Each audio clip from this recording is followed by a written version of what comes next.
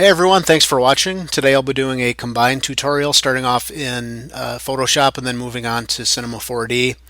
I'll show you how I created this GIF file. It's basically just a picture of a fish and an eye that I combined in Photoshop and then pulled into Cinema 4D and used the Formula Deformer, the Formula Effector to get this sort of a ripple effect.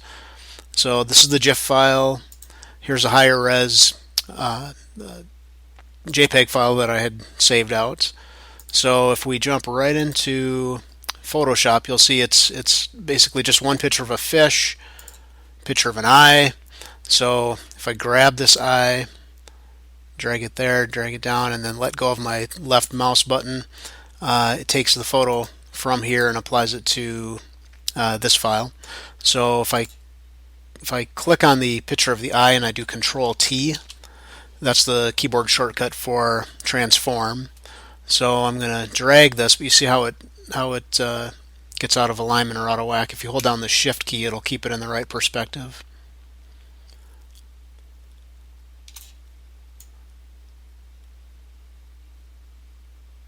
Actually, did that work? I want to make sure I'm given the right. If I do Control T again, dragging it, holding down Shift, it should keep it in this right perspective. Okay. So I'm going to bring it up here.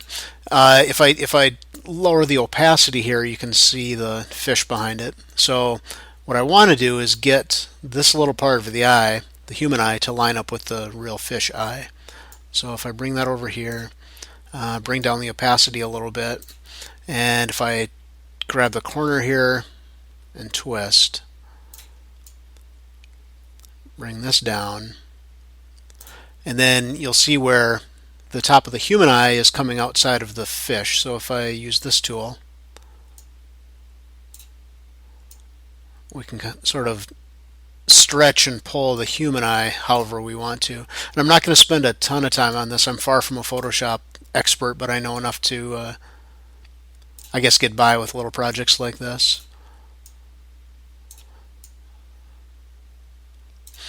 Alright, so we click on the check button here to apply it. Bring the opacity back up all the way.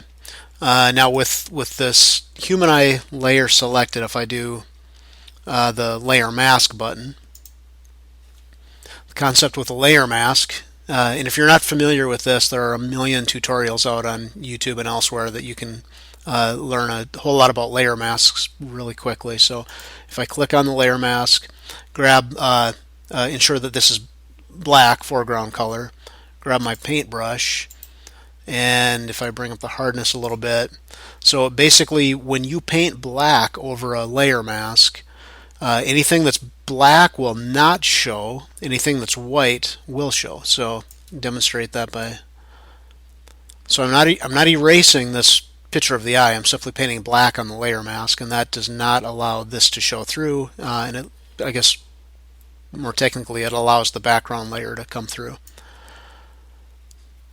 So I'm not going to spend much time at all on this masking technique. I just want to show you quickly how I did this.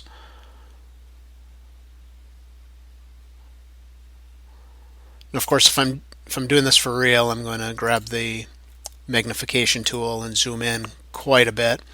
If you hold down the space bar, whatever tool you have, you can see right now I've got the zoom tool active. If I hold down the space, it turns into a hand and I can drag the picture around.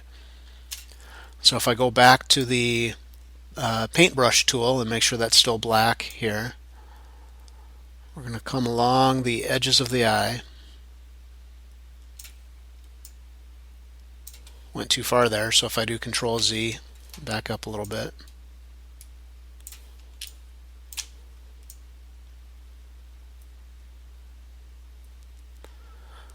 Clearly we don't want this hard edge like that, but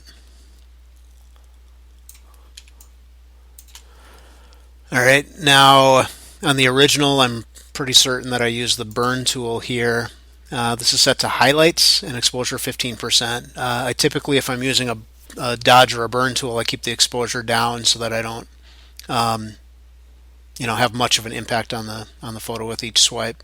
But I've got this change set to highlights because I only want to get this lighter portion here. Basically trying to create a little bit of a shadow down underneath here. If I change this to mid-tones maybe to get some more of this. See what I'm doing?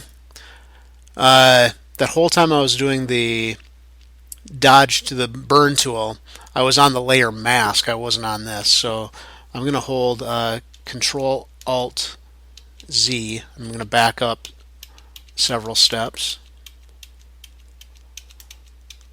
Okay. Now with the actual picture of the eye selected, back to the dodge tool here. Burn tool, I'm sorry. Go back to the highlights. And now it's actually getting slightly brown, or darker. Bit of a shadow.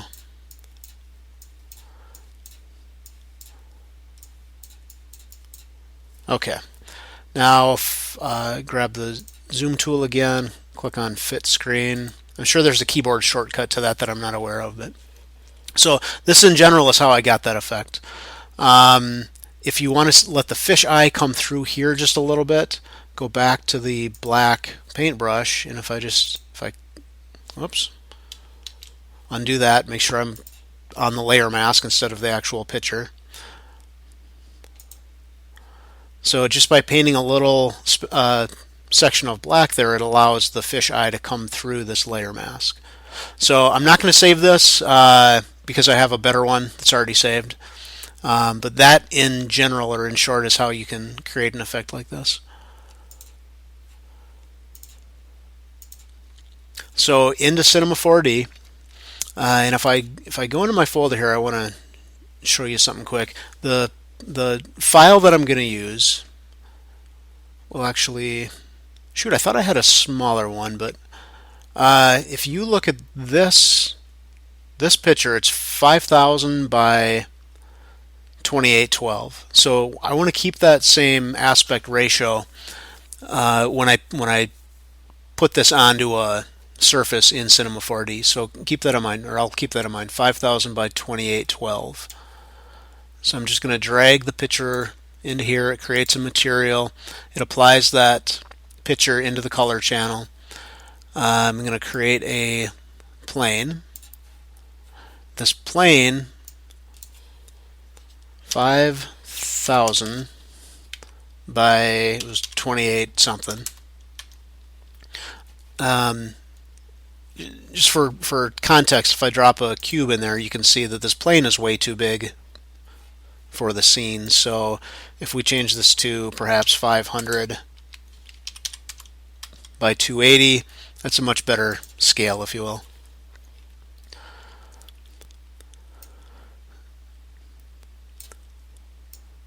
Next thing I'll do is change the render settings. I want this to be in the 1280 by 720 scale. If I do Alt V,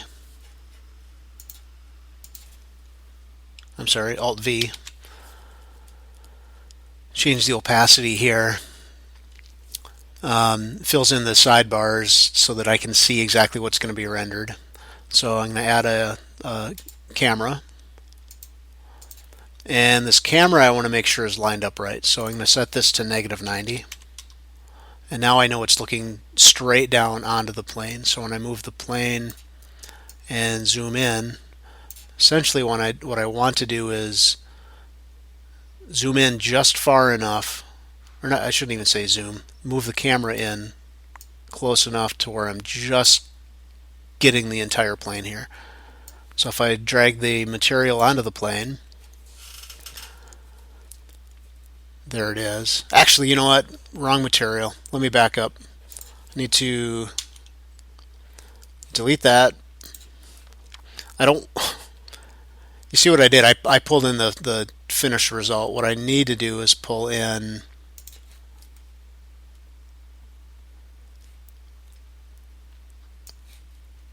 this. So that's the picture of the fish that I had created in in Photoshop without the Cinema 4D ripples added. So that's, we'll call it 250 by 1500. So this plane now I want to set to 250 by 150. Drag that there. Okay, much better. Now bring it in the camera to, like I say, I want to just barely clip the ends of this. I'm sorry, I need to go to display, add the lines, and I want enough geometry here so that when I apply the Cinema 4D effector to this, it's not choppy. And I suppose I could use a subdivision surface as well, but really we're not looking at a whole lot of geometry on this. So let's bring this up till it looks about right. So yeah, we'll call that 111. The next thing I want to do, I'm not going to add any lights to the scene. I'm going to go to my old standby plugin, which is this SIBL loader. If you do a web search for that, you'll come across this free download, and you can there's a ton of free HDR image and setup files that you can download. I use this Hollywood sign one all the time. I was in here earlier, so it's already set up. I don't need global illumination. I don't need the background. I do want to create the sun. So let me apply that. I'm going to move out of the camera so I don't mess that up. And within here, you grab the sun. I typically would set this to area, but I'll do shadow maps for rendering speed. With the sun selected, I'll do R to rotate.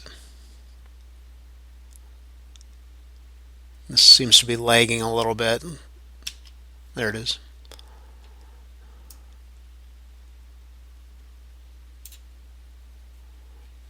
Make sure that the sun is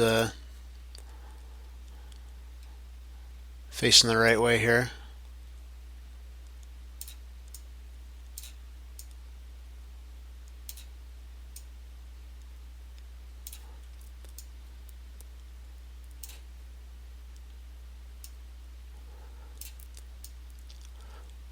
Obviously this is just a preference, so if I do a quick render just to see, that's alright. So if I go back into my camera, I'm going to turn on the interactive render region, because all I want to do right now is get a sense of the reflection and lighting in the scene. So right now there basically is no reflection because we haven't set that up yet. So let me size this so it doesn't come out of your frame. So the fish obviously is set in the color channel. If I go into reflectance, if I remove the default specular, if I add GGX reflectance and then set this to Fresnel, I'm going real basic on this. There's no need yet to really get fancy because it's going to be a very low res GIF file. We can get a lot more detailed with the reflectance if I was going to use it for a JPEG, for example. Next thing is we want to set an effector on this plane. So if we go up to the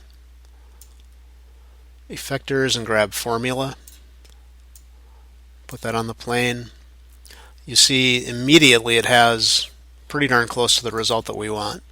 So this Y radial, leaving the defaults at 400 centimeters, if I hit play, see what's happening. It's a much larger sort of ripple effect than I wanted. So let's play around with this. If I go to Object, what I definitely want to do is put the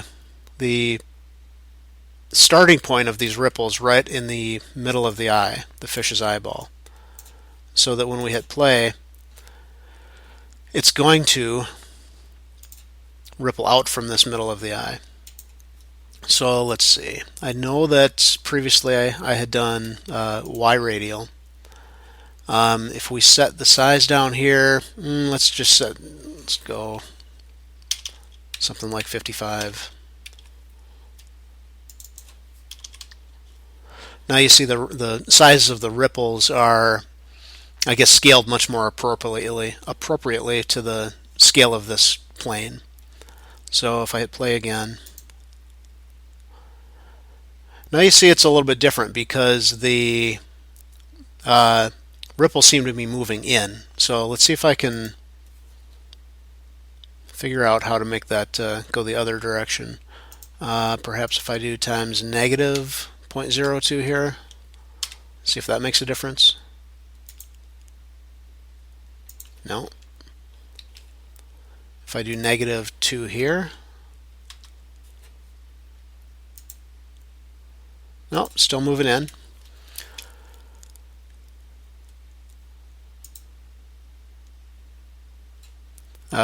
Perhaps if I take the formula, rotate it 180 degrees.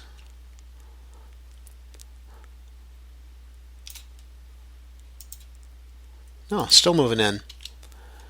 All right, I'm going to pause the tutorial, try to figure out how to fix that, and I'll be right back. Well, that was easy. All I had to do was change the plus sign here. So instead of U plus T, I changed it to U minus T. And I swear to you, it took me all of about 5 seconds to stumble upon that. So anyways, like so many things in Cinema 4D, I get stuck nonstop and I end up spending a lot of time troubleshooting, as I hope everyone does. I hope it's not just me. All right, so let me pause this. Let's do a quick pre-render, get a sense. So a little bit too much reflection on here. That's obvious to me.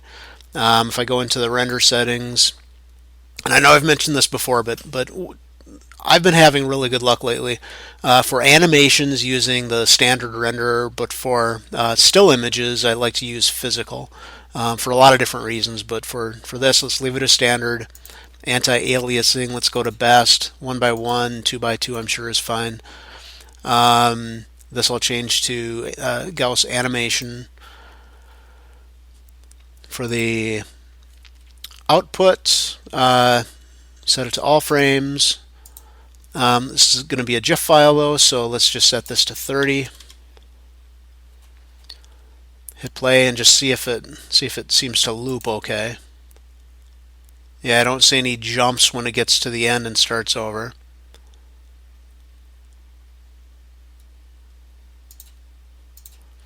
So let's open up the material again. Let me just turn that back on so we can crank this up a little bit.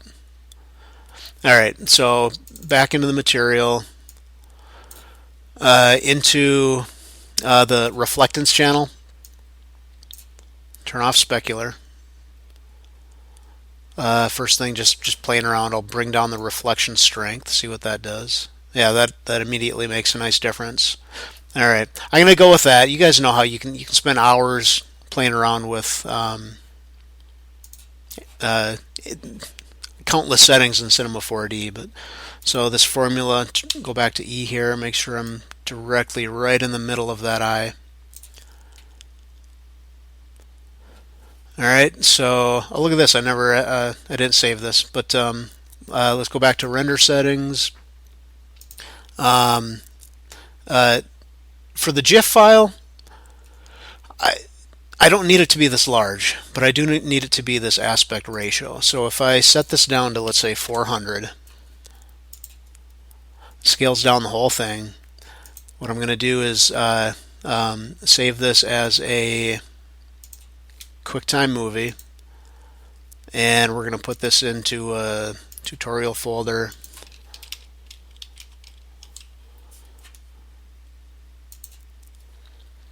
So it's saving it as QuickTime. If I go into options, set this down to H264.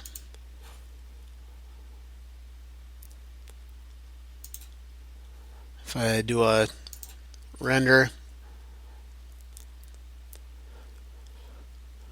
So this will burn through real quickly. And this has been pretty quick, so I'll show you how in Photoshop I can save this as a GIF file as well.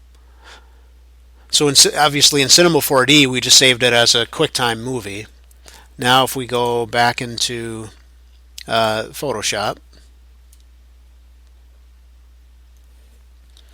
and if I do File, Import Video Frames to Layers,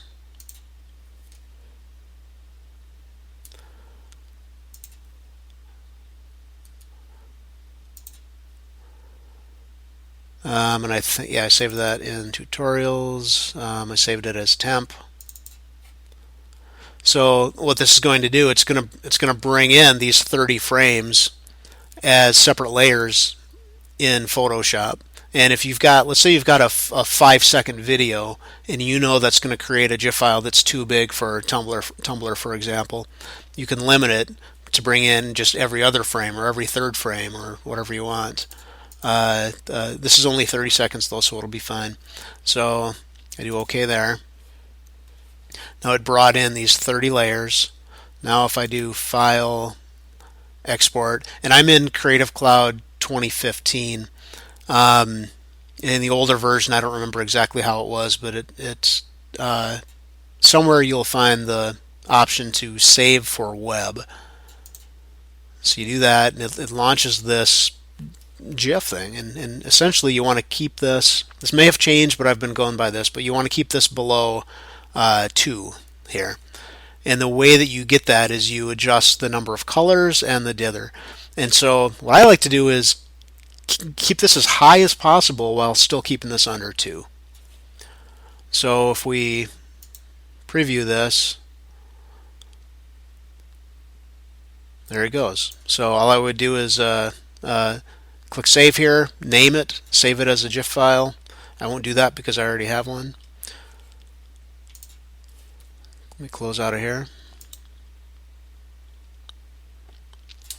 And I'll go back to the original GIF that I had saved, give you one last look at that. So obviously I played around with the settings and zoomed in a little bit on the fish. I spaced out these ripples a little bit more. It looks like they're going a little bit more slowly.